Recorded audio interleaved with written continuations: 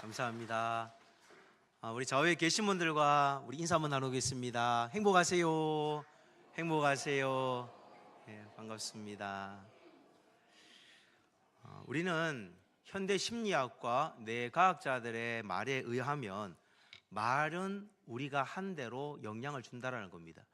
조금 전에 말을 하셨잖아요. 그 말은 여러분의 뇌의 신경회로에 영향을 주고, 그리고 여러분 옆에 있는 사람이 행복하세요라는 말을 들었을 때에 심장의 박동이 달라진다는 겁니다. 여러분, 조금 전 행복하세요 했을 때 기분이 짜증이 나셨습니까? 행복하셨습니까? 그것이 바로 여러분의 말에 대한 영향력인 겁니다. 근데 세상 사람들이 이제 밝혀낸 것을 성경은요, 이미 창세기부터 그 말씀을 기록해 두었습니다. 하나님이 천지를 창조하실 때에요, 모든 생명체에 대해서 말씀으로 지으셨습니다. 사람은 흙으로 비었지만 말씀으로 선포하신 거거든요. 그러니까 이 말에는요, 생명력이 있습니다. 그래서 이 말을 어떻게 하느냐에 따라서 살아날 수도 있고 죽을 수도 있는 겁니다. 예수님께서 어느 날 예루살렘으로 입성하실 때에 아주 잎사귀가 많은 무화과 나무를 보셨습니다. 예수님이 열매가 있을 줄 알고 태나 열매를 보러 가셨는데 열매가 없는 잎만 무성한 무화과 나무였습니다. 그래서 예수님이 이런 말을 하죠. 이제부터 영원토록 사람이 내게서 열매를 따먹지 못하리라 선포하셨습니다. 근데 그 다음날 아침에 보니 나무가 말라버려서 그냥 시들어버린 겁니다. 여러분, 이만큼 말에는요, 육각수로 물이 변한다고 할 만큼 말에는 힘이 있습니다.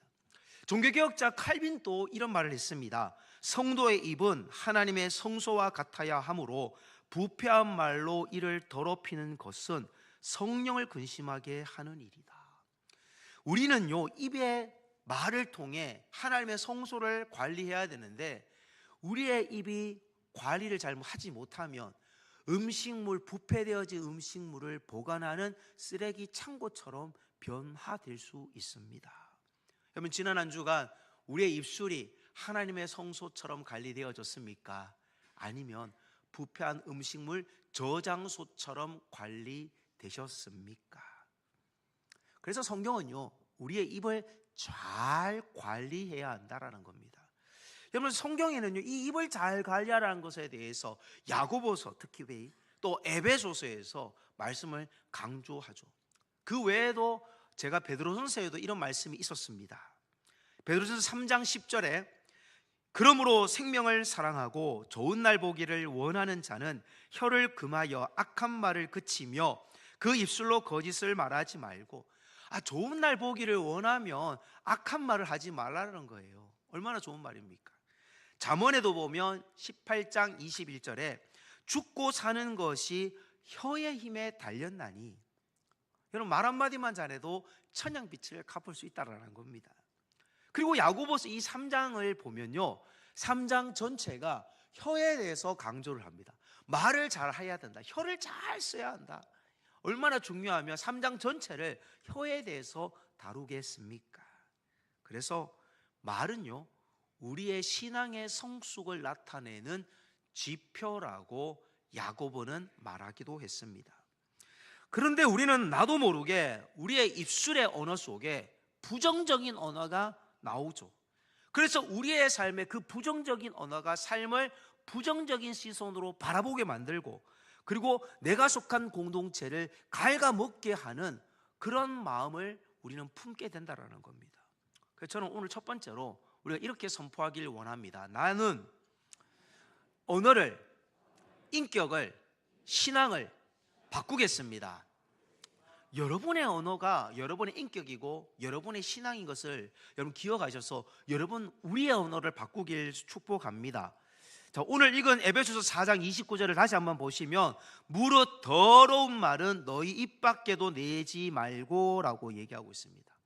자, 이 교회는 에베소서를 향한 교회입니다. 그러니까 에베소 교회를 향한 말인 겁니다. 이 요한계시록을 읽어보신 분은 아시겠지만 에베소 교회의 문제가 뭡니까? 첫사랑을 잃어버린 겁니다. 여러분, 첫사랑이 있으신가요? 여러분, 콧깍지가 씌워져서 첫사랑 때문에 결혼을 했습니다. 그런데 시간이 지나면 첫사랑의 감정이 식게 됩니다. 식어지면 여러분 여자들은요 남편에게 잔소리를 합니다. 이것도 못하냐 저것도 못하냐. 그리고 남편들은요 잔소리하는 아내가 싫어서 자기에게 칭찬해주는 여자들에게 곁눈질을 한다라는 겁니다. 오늘 성경 에베소 4장 29절에 더러운 말, 이 단어는요 헬라어로 샤프로스라고 있습니다. 샤프로스. 이거는 단순하게 지저분하다라는 뜻이 아니라 부패한 과일, 부패한 썩은 생선과 같은 의미를 담고 있습니다. 에베소 교회는 당시에 복음을 받아들이고 구원은 받았지만 교회가 워낙 당시에 아주 잘 사는 수도 에베소 도시에서 그들은 물질의 쾌락을 누리면서 살다 보니 이방인의 문화에 주중에는 살다가 주일날은 교회 와서 예배를 드리는데 여전히 생각 속에는요 이방인의 문화 생활 습관들이 자기 삶에 아직 있다 보니 교회 안에서도 그런 언어를 쓰는 겁니다. 언어 훈련이 되지 않은 거죠. 이방의 언어를 쓰는 거죠. 여러분 우리가 구원을 받았다라는 건요 단순하게 천국 가는 것으로 끝나지 않고 이 땅에서 우리의 인격이 성화되어져야만 하는 겁니다. 거룩하게 변화되어져야만 합니다. 여러분 변화되어져 가고 계십니까? 아무리 신앙의 연수가 오래되어도요 성화의 과정, 이 성숙이 되지 않으면 신앙에 있어서 어린아이와 같고 어린아이들이 성장하는데 가장 중요한 게 뭡니까? 성장판이거든요. 그래서 한의원 가서 점검도 하잖아요. 여러분 신앙의 성화의 성장판이 닫혀져 온 것이라는 겁니다. 아무리 유창하게 기도해도요 아무리 열심히 봉사해도요 상대방에게 던지는 말이 날카롭고 배려심이 부족하고 그리고 여러분의 이기적인 마음으로 교회 생활을 하면 여러분 신앙은 재점검이 필요합니다. 바로 에베소 교회의 문제가 이렇다는 겁니다. 그럼 에베소 교회는 4장 31절과 32절에 보면 성도들 간의 언어 훈련이 잘 안 되어 있어서 이런 문제가 있었습니다. 너희는 모든 악독과 노함과 분냄과 떠드는 것과 비방하는 것을 모든 악의와 함께 버리고 서로 친절하게 하며 불쌍히 여기며 서로 용서하기를 하나님이 그리스도 안에서 너희를 용서하심과 같이 하라. 아멘. 여러분 친절하지 않은 거예요. 불쌍히 여겨주지 않는 거예요. 용서해 주지 않는 거예요. 자기들 하나님께 용서받았는데 자기는 털끝만 더 용서하기 싫은 겁니다. 그래서 악독도 노함도 분냄도 떠드는 것도 비방도 버리라는 겁니다. 여러분 신앙생활을 올바르게 하기 위해서는요 우리의 더러운 언어 습관을 고쳐 나가야 합니다. 미국에 워싱턴 대학이 있는데요 이 교수님 한 분이 있는데 이름이 가트만 교수입니다. 이 가트만 교수님이 자기의 팀 프로젝트를 주관하는 그 사람들하고 아주 오랜 시간 연구를 했습니다. 자그마치 30년 동안 논문을 쓰기 위해 연구를 했습니다. 부부 3천여 쌍의 실제 생활을 추적을 관찰을 했습니다.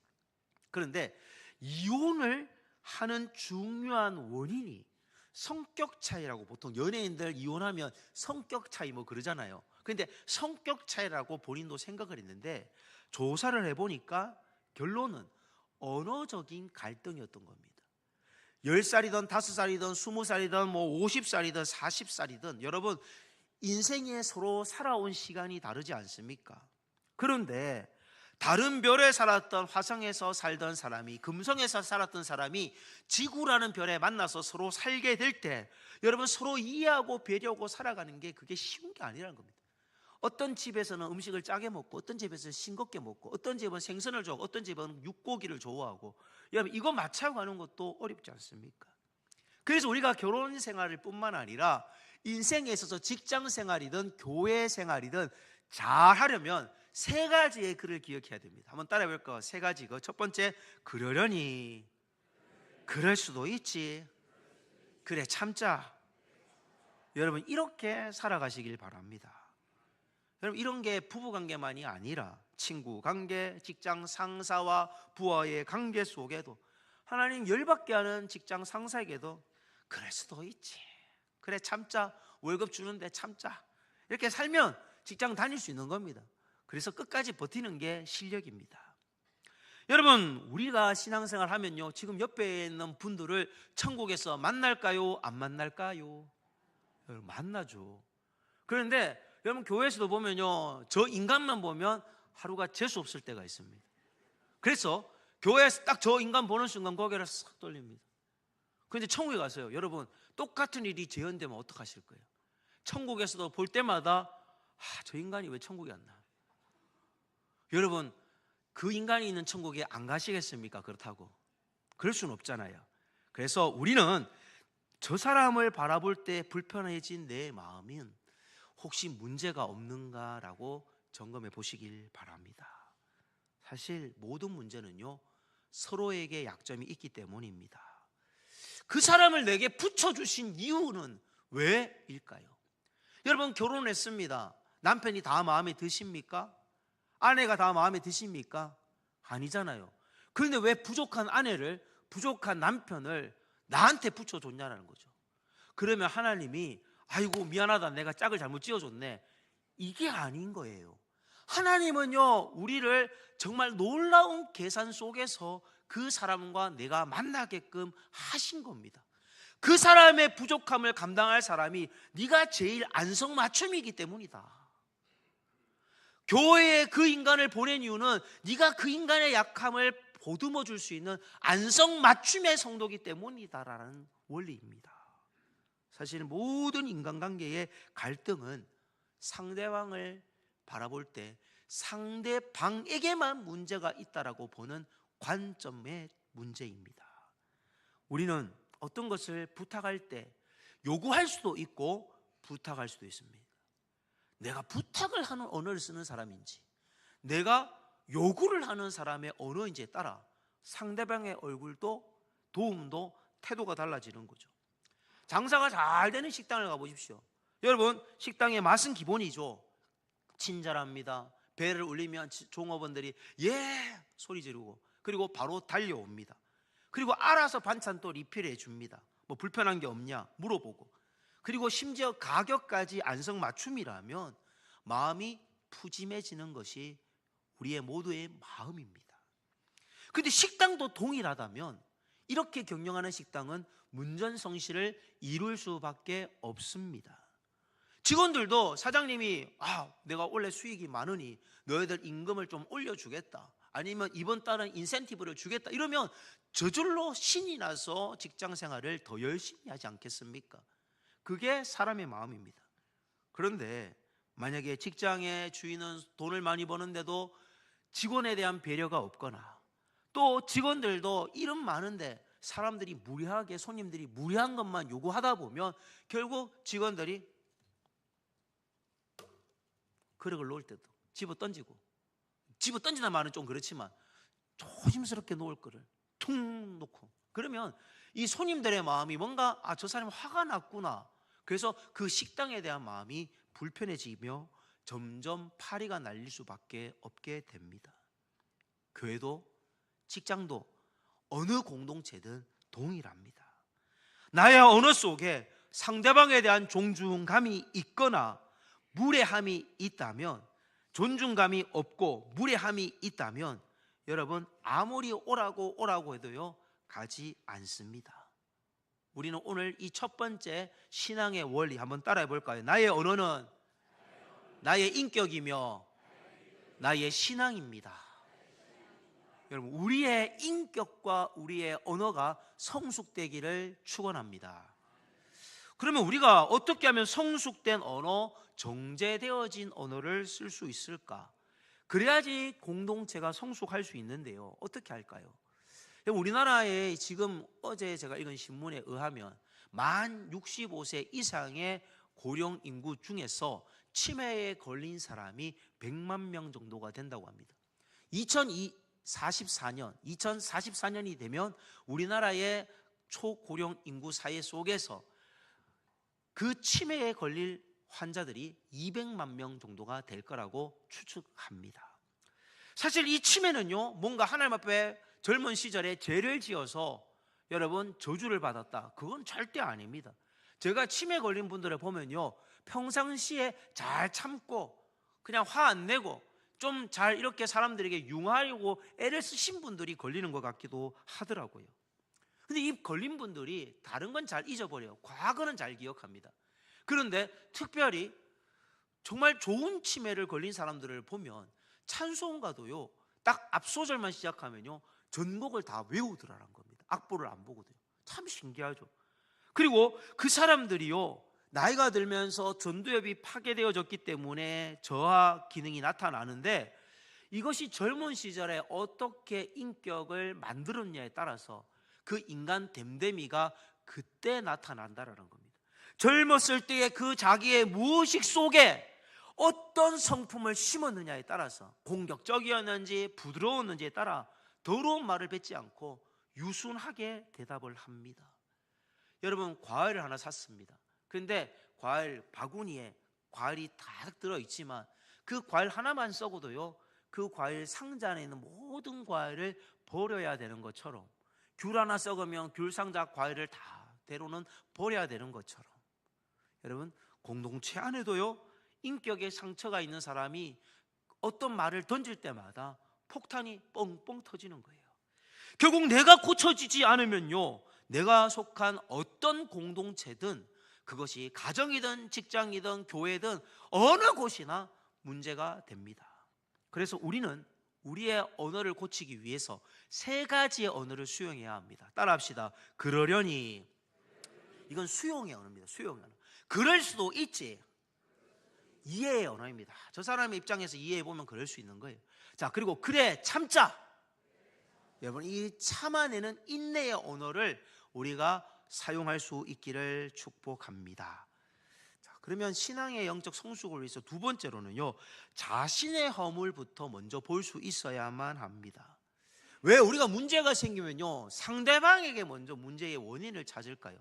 왜 우리는 남의 허물에만 먼저 첫 번째 밝을까요? 첫 번째 대지, 이건 타락한 인간의 본성이 자기의 객관화를 하지 못하는 맹점이라는 겁니다.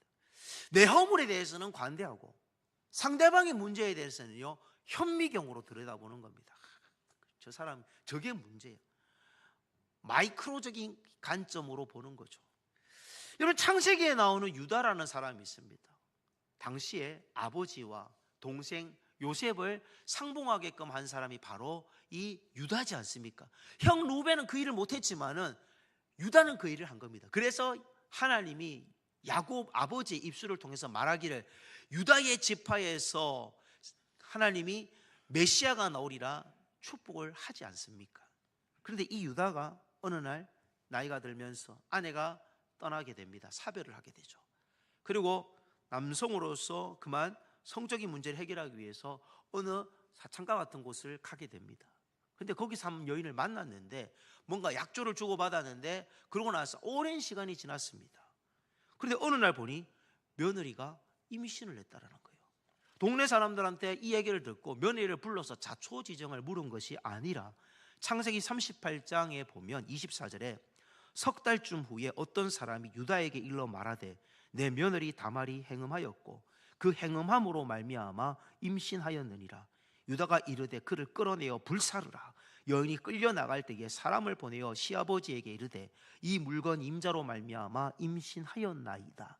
청하건대 보소서 이 도장과 그 끈과 지팡이가 누구의 것이니까 한지라. 이것은 바로 유다의 것이었습니다.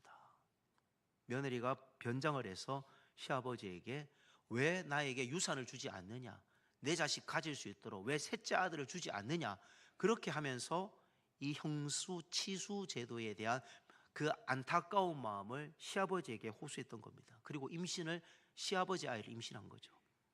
결국 유다는요 그 일로 자기의 허물이 드러나자 그제서야 깨닫게 되죠. 내가 며느리의 탓을 한 것이 아니라 내가 잘못했구나, 내가 하나님 말씀대로 순종하지 못했구나. 여러분, 우리는 남의 허물을 보기는 쉽지만 자기의 허물에 대해서는 관대하기 쉽습니다. 우리가 먼저 어떤 문제를 볼 때마다 내게는 부족함이 없었는지, 내 말에 뭔가 실수함은 없었는지, 내 얼굴 표정에 뭔가 좀 인상 쓴 것은 없었는지 우리 자신을 먼저 볼 수 있기를 축복합니다. 그리고 두 번째로는요, 선을 넘는 무례함의 죄를 짓지 마십시오. 선을 넘는 무례한 마음. 여러분, 현대사회의 갈등의 80%가 바로 이 무례함인 겁니다. 직장에서 무례하게 대할 때, 그렇죠. 여러분, 카톡이라는 거 참 좋아요. 근데 문자를 주고받다 보면요, 어떤 단어에 있어서 주어가 빠질 때가 있습니다.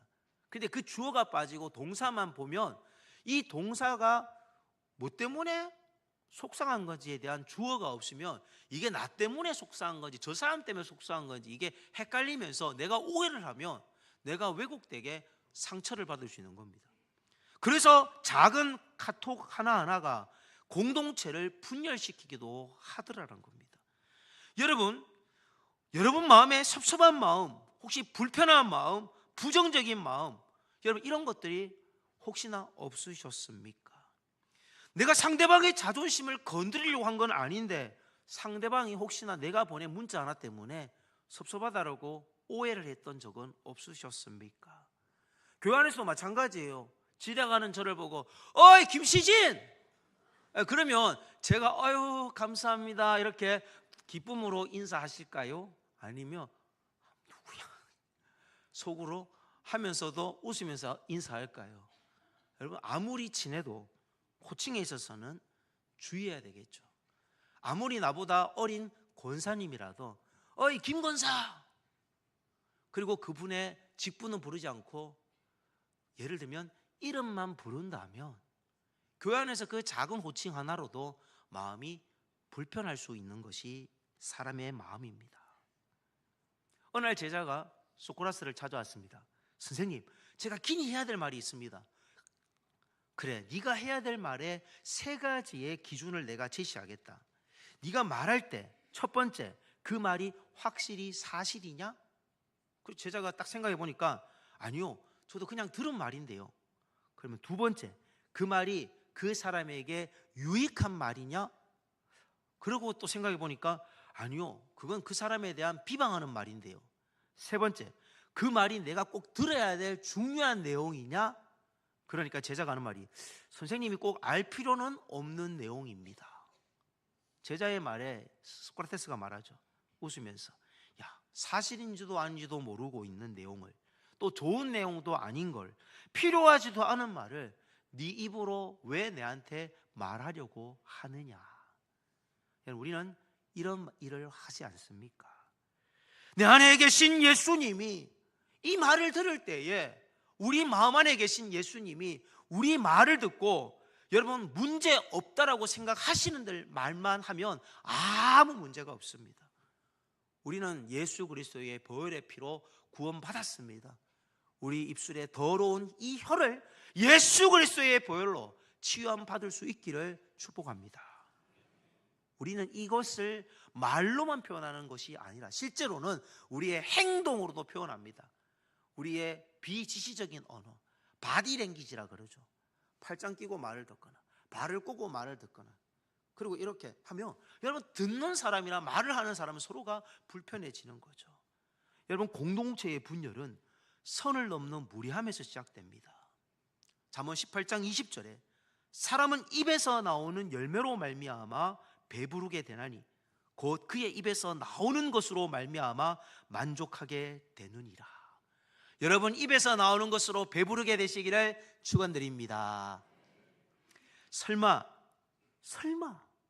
여러분 그런 일이 있어서는 안 되겠지만 혹시라도 예수님께서 피로 값주고 사신 우리 교회에 오신 어떤 성도님이 우리의 말 한마디 때문에, 우리의 어떤 상처를 주는 말 한마디 때문에 실족하여서 교회를 떠나게 해서는 안 되겠습니다. 우리 부부간에도 좋은 말이 있어요. 여러분 따라 볼까요? 여보, 따라하세요. 당신, 자기. 여러분 이게 어떤 의미인지 한번 제가 설명드릴게요. 이 여보라는 단어는 같은 여자의 보배 보자랍니다. 이 보배와 같다. 내 아내는 보배와 같다. 아내는 무슨 뜻입니까? 아내. 집 안에 해라는 뜻이 아내입니다. 아내. 당신은 뭡니까? 당할당 몸신. 당연히 당신은 내 몸이다라는 게 당신이에요. 자기는 뭘까요? 스스로자의 자기 기자. 나와 너는 같다. 너는 나의 아바타와 같다라는 거죠. 여러분 부부끼리 앉아 있다면요, 한번 해보시기 바랍니다. 코에 바람을 좀 넣으세요. 이어뽕. 안 한 분들이 계세요. 기회를 줄 때 하시기 바랍니다. 다시 한 번 더. 이어뽕. 여러분 결혼해도 상대방이 안 맞아요. 여러분 사실 뭐 저도 다 맞겠습니까? 근데 맞춰가는 거죠. 여러분 교회도 마찬가지예요. 저 교회 이 교회 같을까요? 감리교, 장로교, 성결교, 순복음교 다 다릅니다. 성령을 받아도요 색깔이 달라요. 어떤 사람은요 주야 주야 꼭 소리 질러야지 뭔가 시원하게 기도한 것 같은 성령파도 있고요. 어떤 사람은 조용하게 주야 그냥 묵상하면서 기도해도 하나님이 그 마음 가운데 느껴지는 그런 묵상파도 있다라는 겁니다. 그래서 은혜 받는 스타일 다 다른데 저 사람은 달라. 저래서 안 돼. 저렇게 열심히 안 하니까 문제야. 여러분 우리 교회 올레표 중에 하나가 같은 말, 같은 마음, 같은 뜻, 같은 열매를 맺는 교회 되기를 축복합니다. 그럼 우리는 말을 그러면 순화하기 위해서 노력하면 가능할까요? 여러분 말은 순화해서 가능한 곳이 아닙니다. 이 말은요 도대체 어떻게 하면 관리를 할 수 있을까요? 말은요 마음을 관리할 때 가능합니다.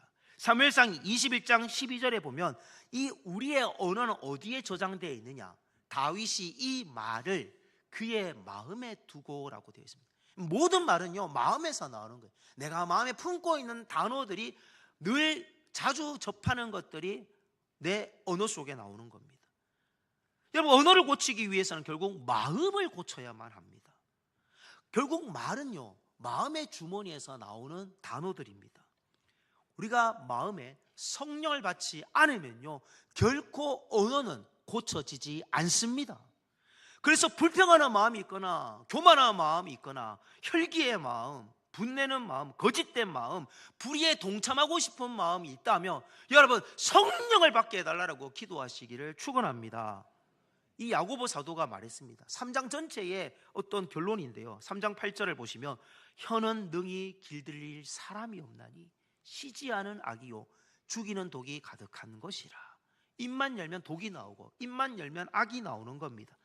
그래서 우리는 성령을 받았기에 이 성령을 더 충만하게 받아서 내 옆에 있는 분이 그리스도의 몸인 줄 알고 존귀하게 여기셔야만 합니다. 저 성도는요 그리스도의 몸이 아니라 우리는 다 한 지체예요. 오른쪽 역할을 하는 분이 있고 왼쪽 역할을 하는 분이 있고 가운데 역할을 하는 분이 있고 머리 역할을 하는 분이 있고 다리 역할을 하는 분이 있다는 겁니다. 그래서 나보다 먼저 온 성도가 있을 수 있고 나보다 늦게 온 성도가 있을 수 있고 여러분 그리고 직분이 뭐든 간에 이게 중요한 게 아니라 우리는 다 한 몸으로 서로를 존중할 수 있기를 축복합니다. 제가 오래전 중학생 지도할 때입니다. 수련회에 갔는데 수련회에 그 아이들의 베개가 수량이 좀 부족했던 것 같습니다. 자, 미처 체크하지 못한 그 순간에 아이들끼리 서로 베개를 줍고 잡고 막 양쪽에서 당기다가 하나에게 뺏기지 않으려고 발로 걷어찼는데 그 상대편 아이가 피해자가 이가 그만 부러진 겁니다. 그래서 참 이 행사 시작 첫날부터 이런 참 안타까운 일이 있어가지고 그 아이를 데리고 치과에 가서 진료를 해서 아이의 이를 잘 붙여 주었습니다. 자, 그런데 수련회가 끝났어요. 근데 이 부모님이 저를 찾아왔습니다. 우리 아이가 이제 미국 유학 가는데 전도사님이었죠. 제가 그 당시는 어떻게 할 거냐고. 제가 책임을 지겠습니다. 어떻게 책임가? 평생 책임져야 된다고. 제가 평생 책임을 지라는. 그러나서 말로 그게 안 되니까 각서를 쓰라고. 우리 아이가 미국 가서도 문제 생기면 당신이 책임져야 된다.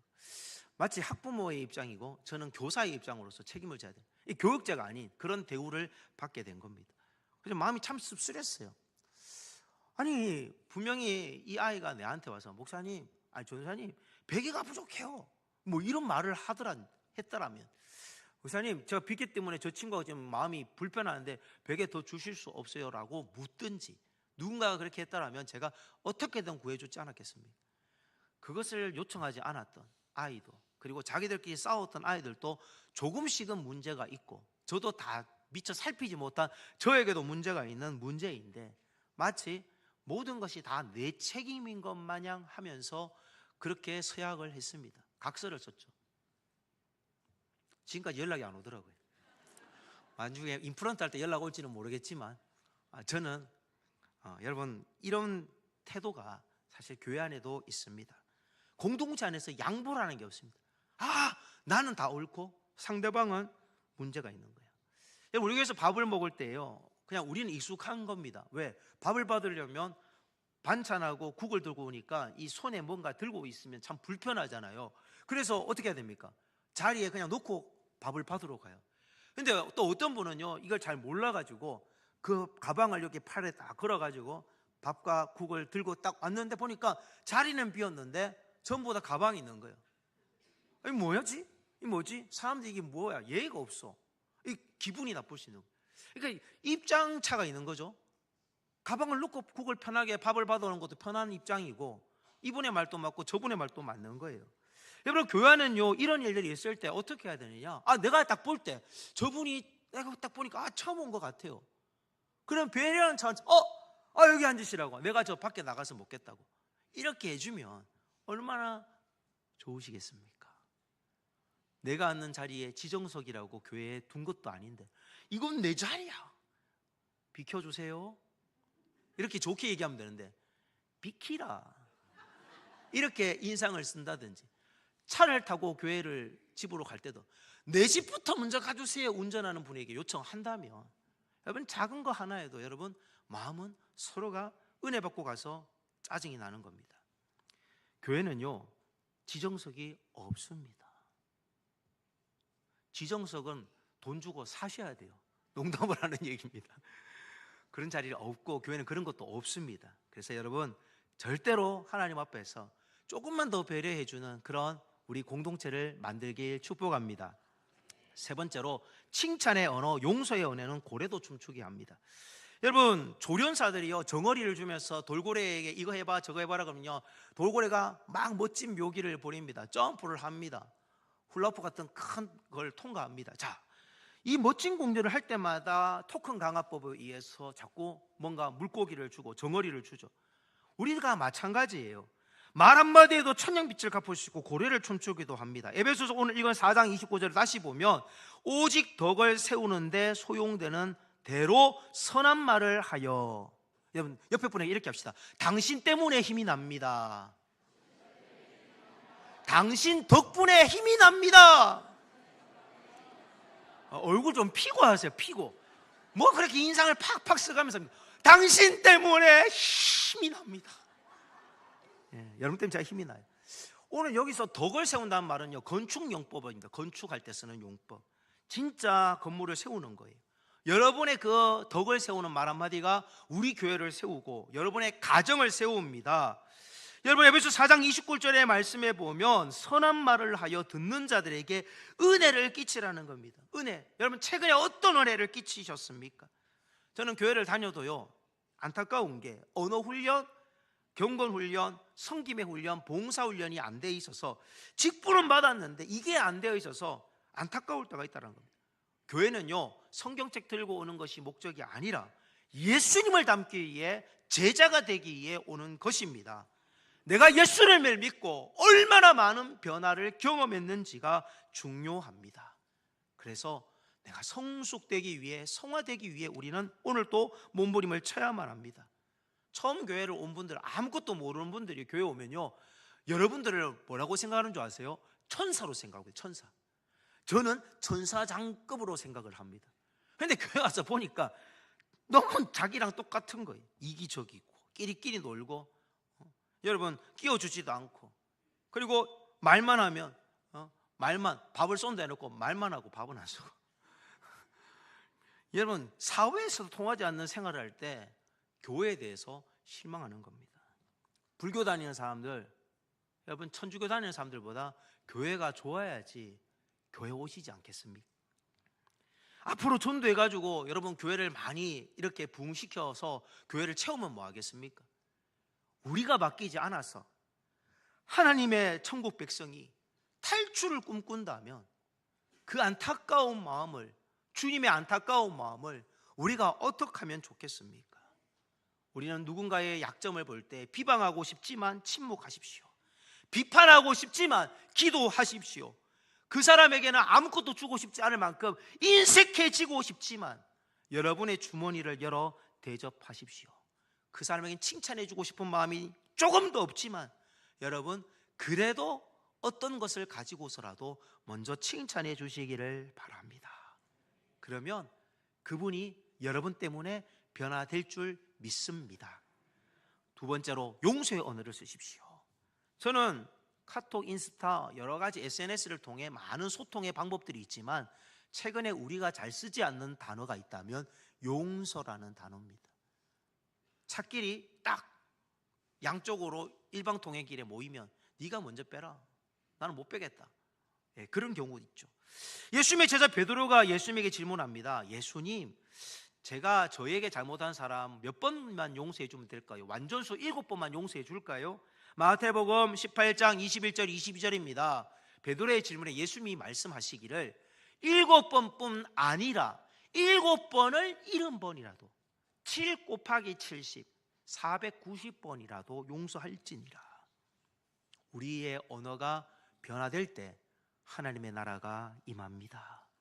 우리의 태도, 얼굴 표정, 여러분 우리의 배려심, 이런 것들이 변화되어져서 우리 교회가 천국과 같은 교회가 되기를 예수님의 이름으로 축복합니다. 오늘 읽은 에베소서 4장 29절의 말씀에 다시 보시기를 보면 듣는 자들에게 은혜를 끼치게 하라. 여러분 마태복음 12장 36절 함께 읽겠습니다. 시작.